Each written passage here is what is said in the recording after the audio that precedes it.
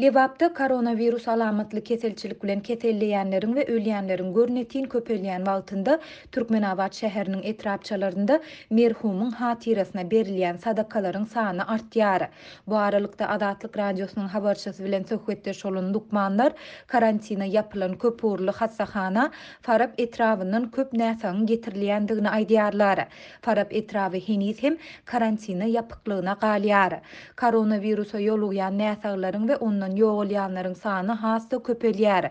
Virusyň bu görnüşi tiz ýaýraýar we oňa ýoluganlara öňkü berýän bejeriklerimiz hem kömek edenok diýip efirde atlandyrylmasyzlygyny soran Türkmenabadly Lukman 16 awgustda habarçymyza gurrun berdi. Onuň sözlerine görä virus bilen keselleýänleriň we ölýänleriň arasynda 25 ýaşlaryna kiraýatlar we göwreli aýallar hem köp.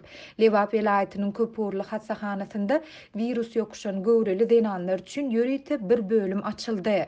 12 awgustda şol bölümden bir göwreli aýal çağı dogruş bölümine alınıp gedildi. Ol aýalyň keser we usuly bilen çagasy boldy. Şondan soň enäni gaýtadan bu bölüme getirdiler. Ol bir näçe saat geçen soň aradan çykdy. Onuň çagasy diri galdy diýip Türkmenabadly Lukman şaýat bolan ýagdaýlaryna gurrun berdi.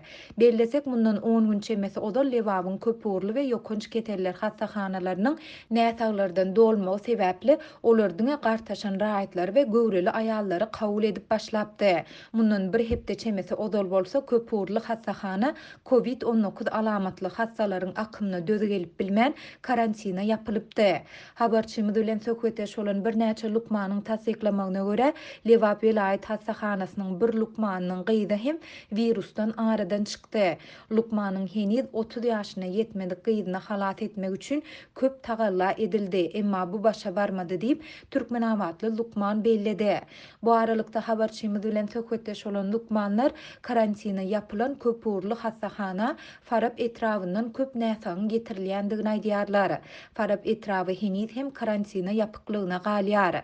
Farablylar näsaglaryň iň uly bölegini emele getirýärler diýip Lukman belledi.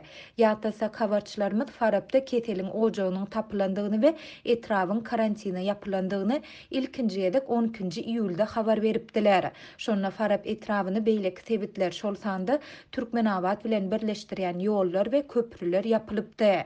Farabyň ilatyna sebitden çykmak we sebite girmek gadagyn edildi. Bu aralykda Türkmenabadyň etrapçalarynda merhumuň hatirasyna berilýän sadakalaryň sany hem artýar. Habarçymyz her etrapçada her gün 3-4 sany sadakanyň berilýändigini aýdýar. Şäherde jynazalaryň we sadakalaryň köpelmegi bilen merhumuň howsarlarynyň sözlerine görä özlerini tanışdyrmaýan resmiler olary merhumuň infarktdan ýogalandygyny aýtmagy tapşyrýarlar. Häkimet başyndakylaryň tapşyrygyny ýerine ýetirmeseň günüňi kynlaşdyrýarlar. Şol sebäpli kimdir biri virusdan ýogalan garyndaşymyzyň näme sebäpden aradan çykandygyny sorasa, oňa onuň infarktdan ýogalandygyny aýdýarys. Sebäbi sadaka gelýänleriň kime näme habar ýetirjegi belli däl diýip efirde adynyň tutulmazlygyny soran Türkmenabadly bir ýaşaýjy habarçymyza gurrun berdi.